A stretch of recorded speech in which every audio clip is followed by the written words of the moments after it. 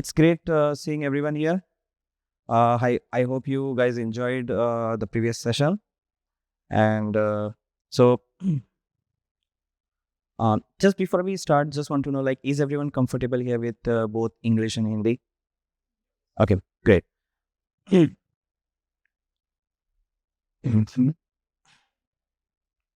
Okay. Um, so, so today on this session, we are going to talk about password vaulting. Who here is aware of password vaults or password managers? Anyone? Yes. Can you can you say what do you know about password managers? Like, to securely what system password, say, even if there is a value of and I cannot access the right it lead to Okay. Not really. What is the real purpose of password vault is we are going to discuss. I don't know. So in the previous sessions, you might have heard that some of the keynote speakers pointed out, like there were so many breaches happening, okay, all around. So there is a lot of data that we can find online around what kind of breaches happen, what are the things that like hackers are getting their hands on, and your password is one of them.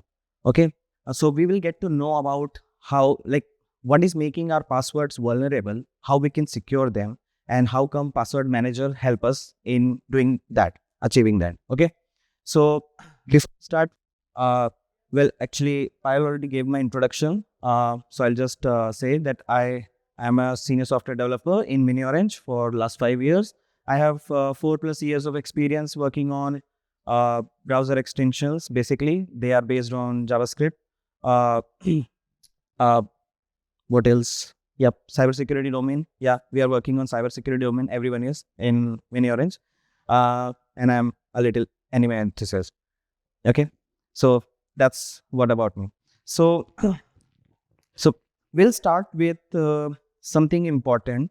Well, I prefer to call it as password paradox. Why? And I will explain you that. Okay, so what do I mean by password paradox? So, do you guys know, like, what do you, like, how do you make your passwords strong? by people that operate and it is like a password. Right. So there are a lot of things that you can do about what you can do with your passwords, how you can make them secure. And when we say secure, do you mean that I can make something so good that a hacker cannot uh, like break into? That's the one thing I know. Password. Right. So yeah, it slows down their attack, but obviously uh, there is a way they can always reach out to it. That's why we make it so difficult for them, so that breaking that password will take so much of time that they would either give up or it doesn't seem worth, right?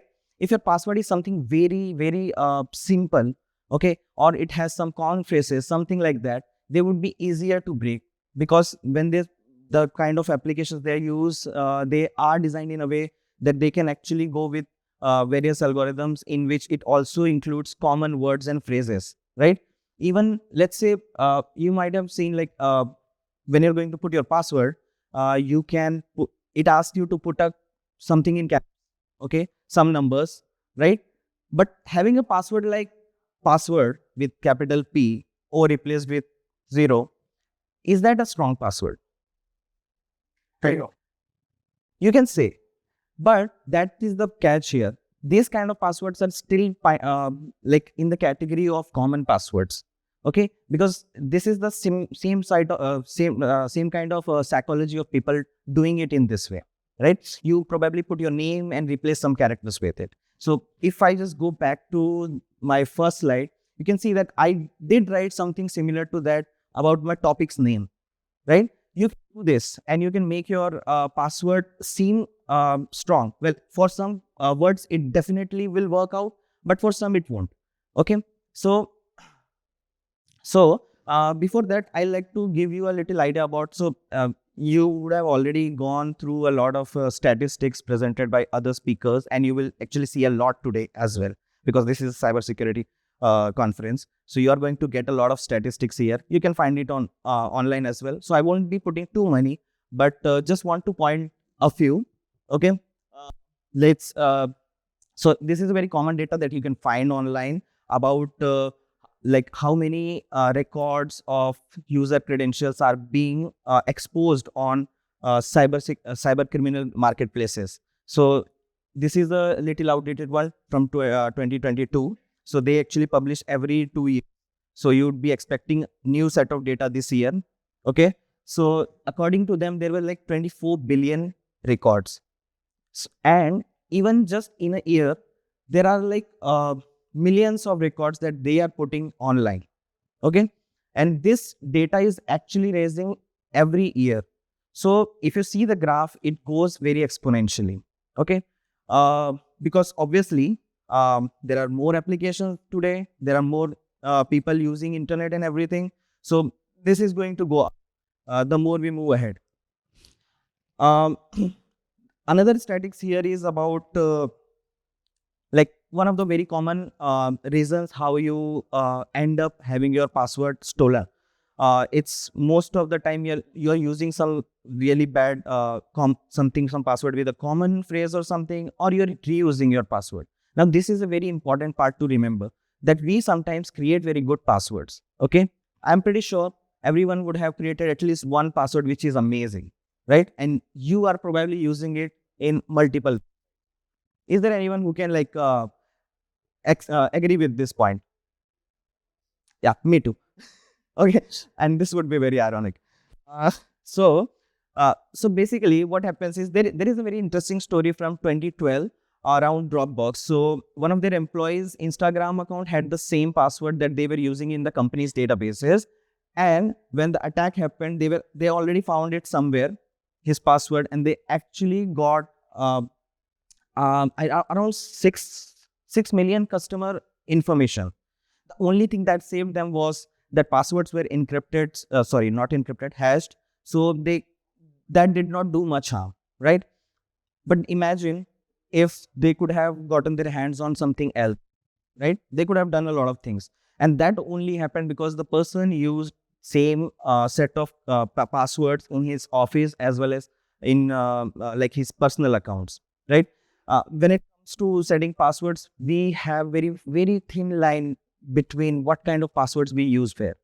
A lot of times we go with like the same password for my Facebook and same password for my, DevOps login, Jenkins, if I'm correct. Okay, so we do that, and that's just human tendency. And why do we do that? Like, like I just asked you people, uh, what are the things that you like? What are the things you know about making password strong? Almost a lot of people answered here, right? We all know what are the key points that I can do to make my password strong, right? I can avoid personal information. Okay, I can have unique. I should be having unique passwords for all my accounts. Okay, and I should be changing them regularly. Okay, using a same password for a long time is also a problem, because there might be that your password was somehow threatened, or like it was already leaked somewhere.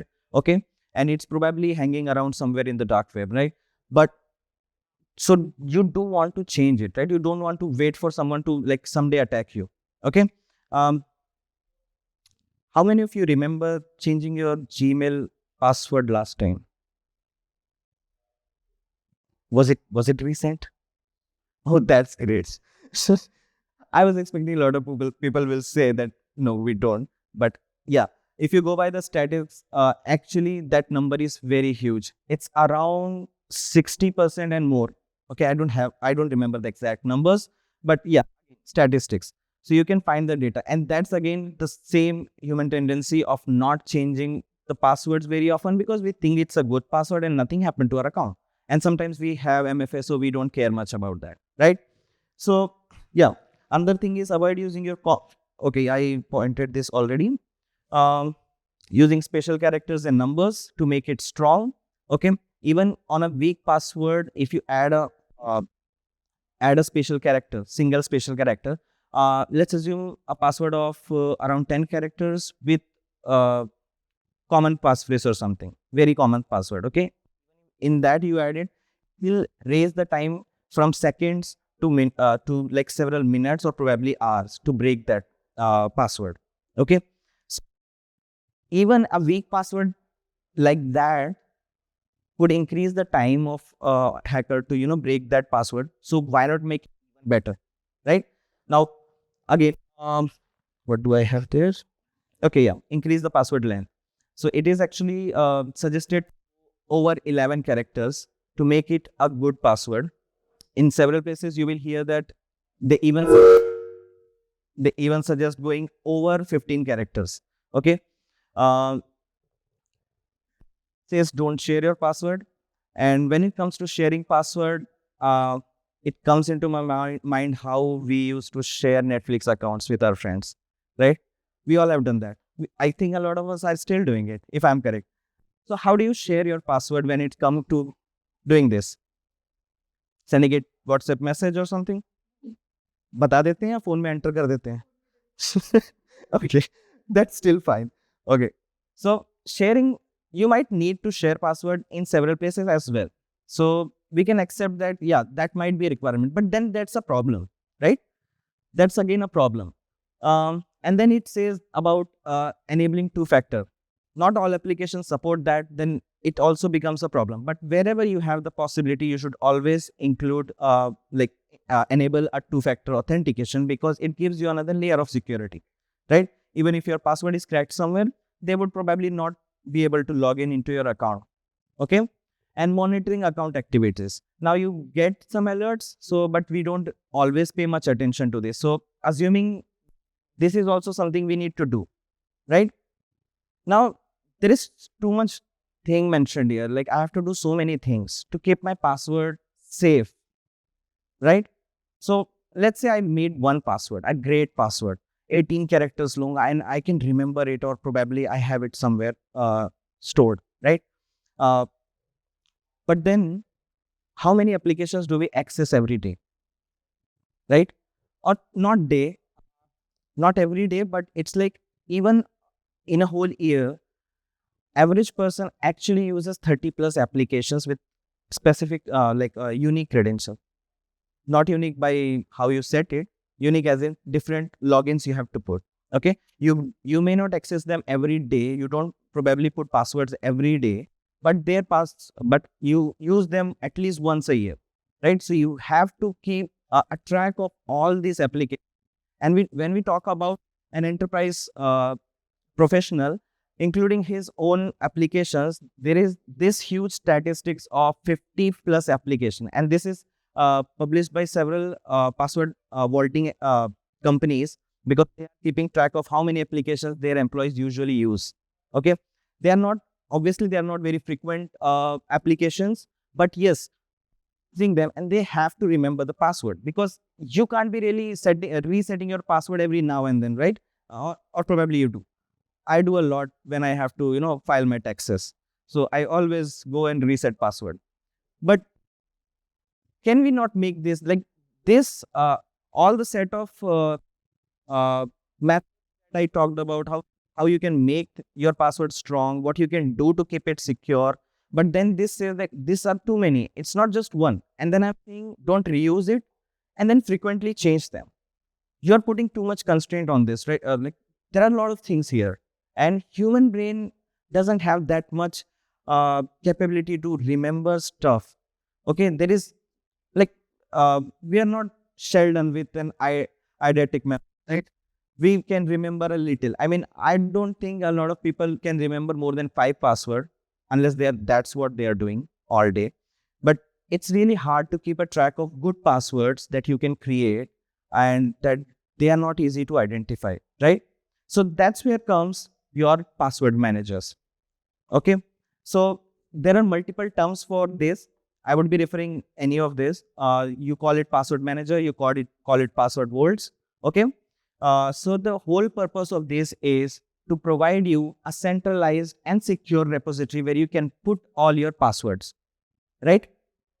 Now, storing is solved in some way, okay? And we are saying it is secure, okay?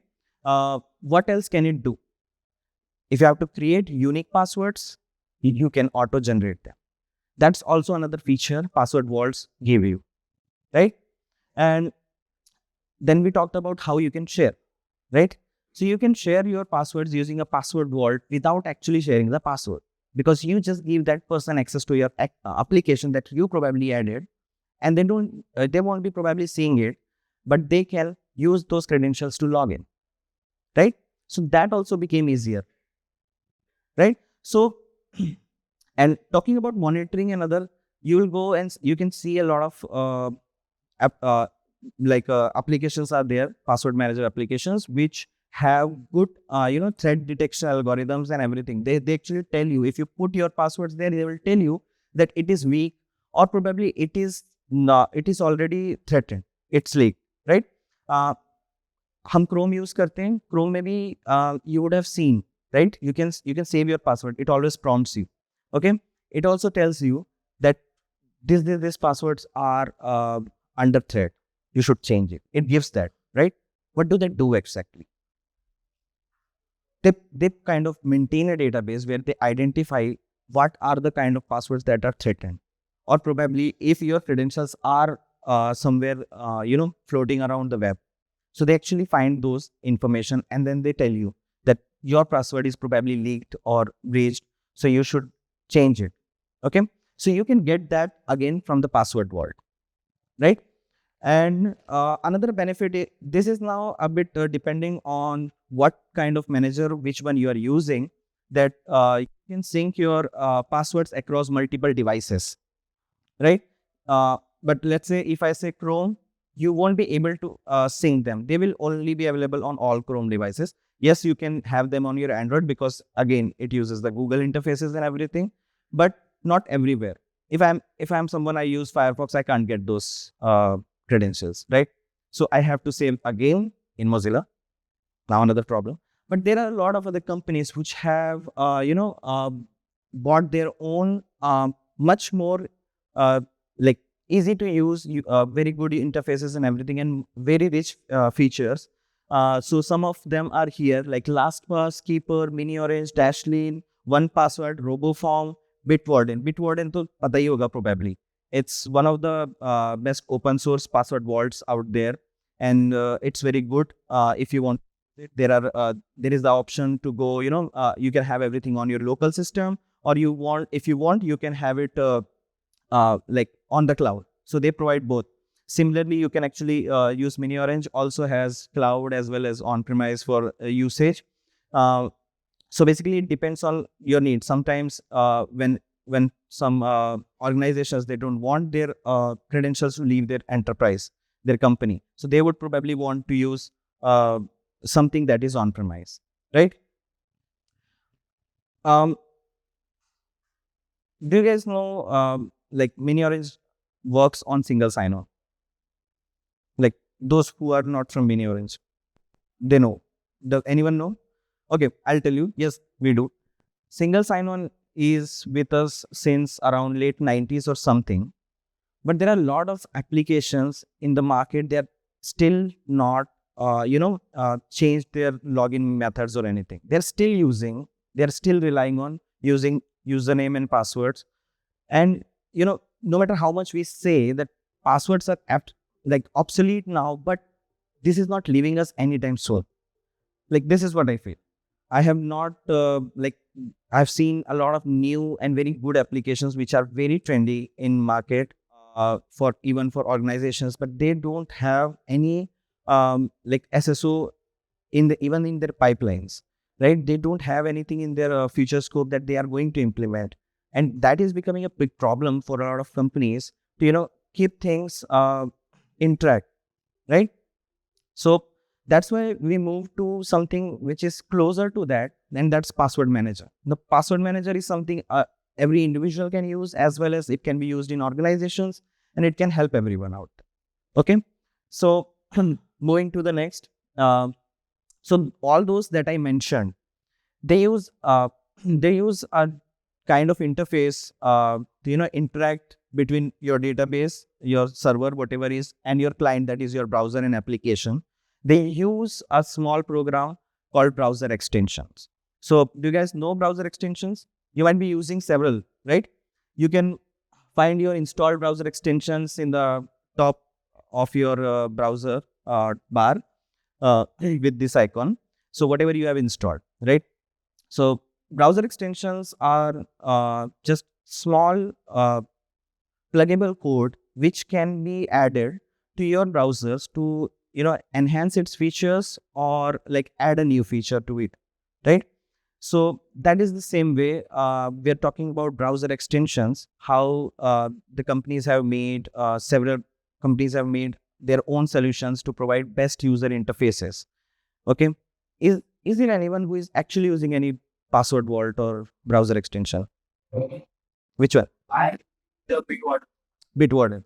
Okay, great. Uh, it- uh, uh, Yes, right.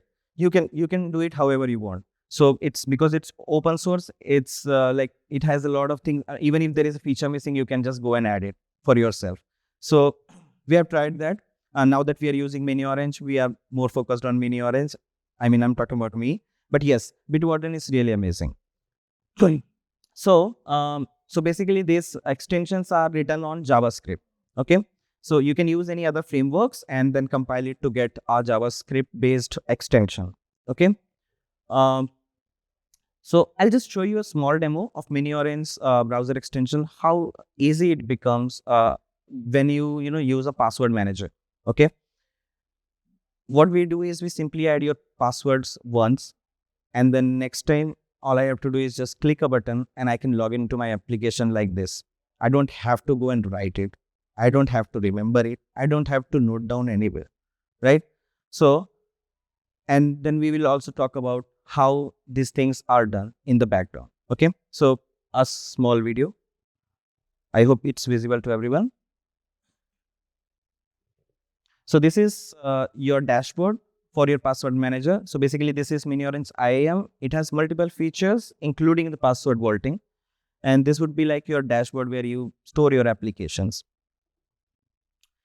So when the extension is not there, it will prompt you to install the extension, and it is available on the marketplaces of the whatever browsers you are using. So if you are using Safari, you'll find it on Apple Store. If you are using Mozilla, you will find it on Mozilla's marketplace. Same with Chrome. So my application is here. I can add my credentials. Okay. I can save them once, and then I'll be able to access it anytime I want. Right.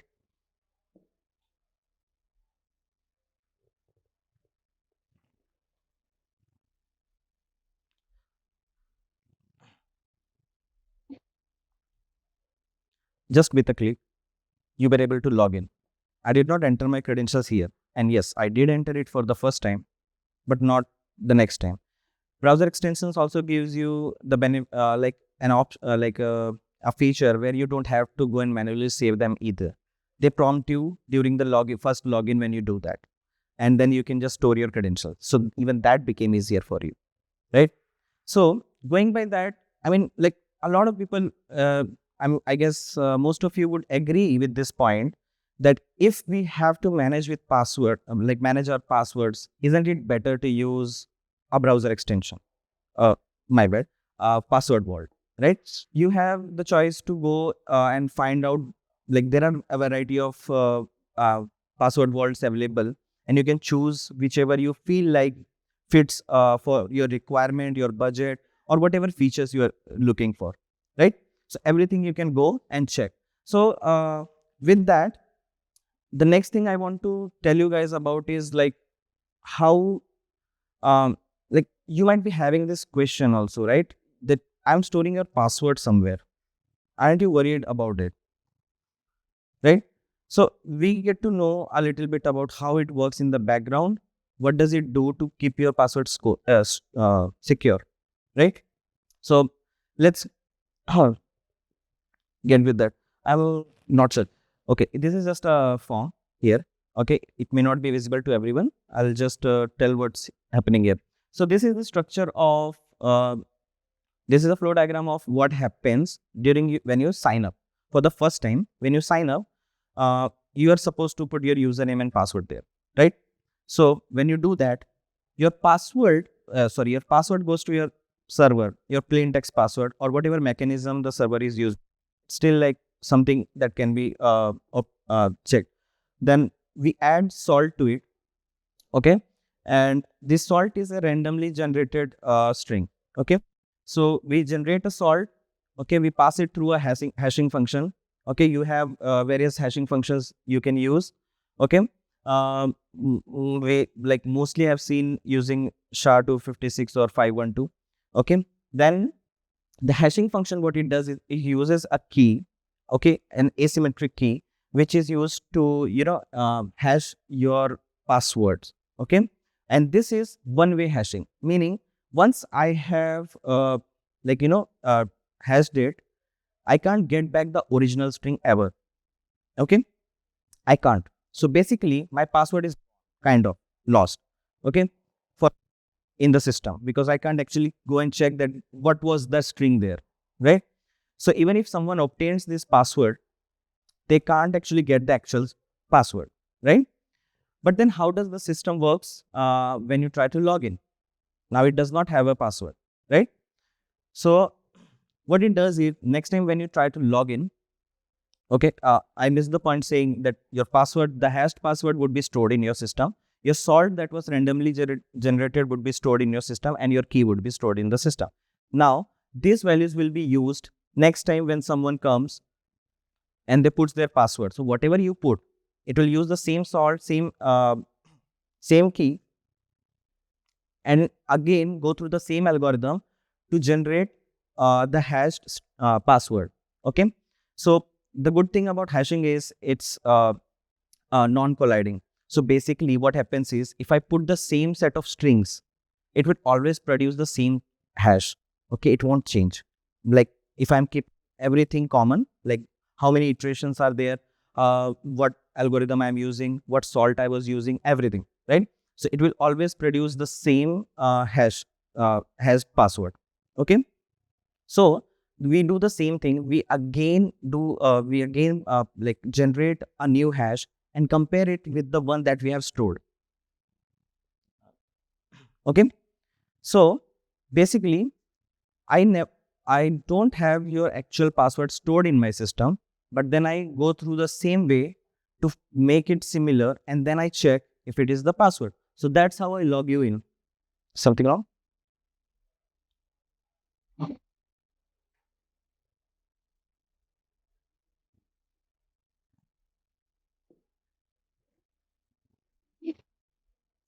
15? What? Okay.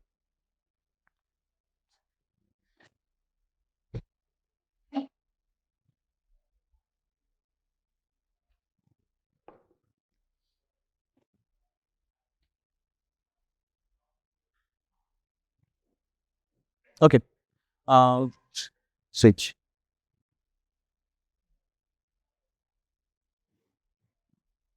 Yes, that. ऊपर ऊपर. Yes.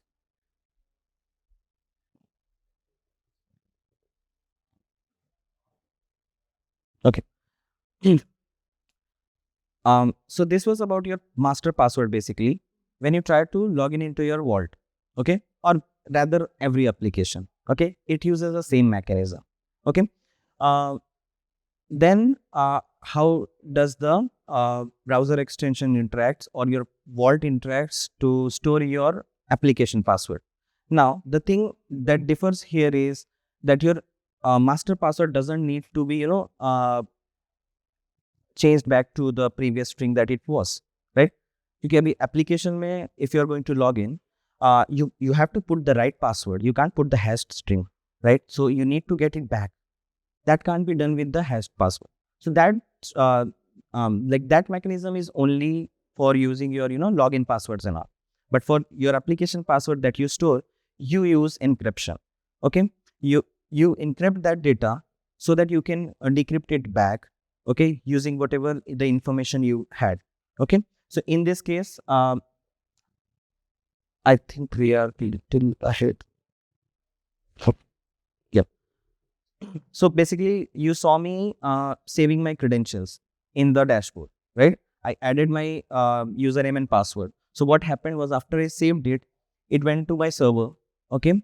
And then the algorithm most password vaults use is AES encryption, okay? AES 256. Now there is 512, but generally people have not moved to that, okay? So most of the time you will see it is AES encryption. There are a little variations in that, what they do with the passwords, but the base is almost this. Okay, using your random generated key, you encrypt your password, you get a cipher string, you store it. Okay, so next time when you need it, when you want to retrieve your passwords, it uses the same key to decrypt it and send you back, right? So this is the general mechanism which almost everyone uses. Okay, but there is a very interesting way of doing this which came recently. um, it's known as like zero knowledge. What does zero knowledge mean here? You saw me storing key, salt, and everything there, right? So it's like, if I might be able to, I have the key there. Okay, my password is not very secure. If my database is breached, okay, you will have the key as well as my password, and you can decrypt it. Okay, algorithm is not something very hard to figure out. You can find out everything there. So we want to create a way in which you almost don't know anything. Okay, everything, even your key, everything is generated at the very time. Okay, so here is a design of that algorithm. Okay, what happens here is, when you enter your master password, maybe there is MFA or something. Okay, it is hashed using PBKDF2 hashing mechanism. Okay, so इसमें हम वैसे same ही करते हैं, like we put some key, like we put some salt and stuff, we tell which algorithm to use, and then it creates a hashed password for you. Okay, now we use this hashed password as the encryption key. So in the previous one, we were using something that was stored, but in this one, we are generating it at that time, and we are then using it ahead. Okay, we are not storing it anywhere. And again, your master password is something that you have. Okay, it's not with me either, right? So it went two routes basically. One, to authenticate, you further make it into your authentication hash based on whatever further logic you want to add. Okay, so that you can access your other information, you can log in. Whereas storing your passwords for your applications in the vault, you can then use this key to encrypt it, and then whatever data you have stored, you can always get it using this key. So we call it zero knowledge, because this system does not have any information of the key that you were using. It was at runtime, so that, like, if even if someone is here, they don't know what the key is to decrypt it, right? So it's even worse than trying to find your password for an application. Okay, so this, however, like, this system has a little flaw with it, and that's because it is very tightly coupled with your master password. So you need a password there, right? Now, this brings to a point where we say that we are trying to get away from password, and then we have to put a password there, right? And then the same problem will occur here as well. So that is why this is not very popular among the most systems, because they also want to give you an interface of passwordless, so that you don't have to remember even this master password. So you can use your any MFA method, whatever is available, and then you can simply use your username, your biometric, or anything, just to log in into your account and access your username passwords, right? So this is the one with zero knowledge, and we're trying to figure out a good way to to make it passwordless, so that you don't even need your master password here. Okay, so um, so a little bit about the feature scope which are relevant to the whole scenario. It doesn't give you basically right now applications don't give you application level MFAs. So basically you only get MFA for your dashboard. But then again, your applications are still vulnerable because there is no MFA. Okay. So this is one of the feature scope which people are trying to identify. This is mainly for organizations, not for personal accounts, where they can actually force this kind of setup where MFA is like prompted for all their individual applications. Okay. Now, a little bit about AI technology. People are trying to integrate it into the password managers to make it even better by identifying threats and everything. Okay. Um, Quantum resistant encryption. So basically, like I said, it's not like your passwords can't be broken, right? But it takes time. Using, now this is more of a concept than actual, I would say. So quantum resistant encryption is something like you have to have your, you have to come up with new encryptions which are stronger against this kind of system, because they are known to, say, being even more powerful than your normal systems. Okay. Uh, Interoperability and open standards. So basically, there are no standards on how a password vault should be. Everyone is implementing as they want. There is no specific standards to that. And zero knowledge without master password, like I said in my previous point. Any questions?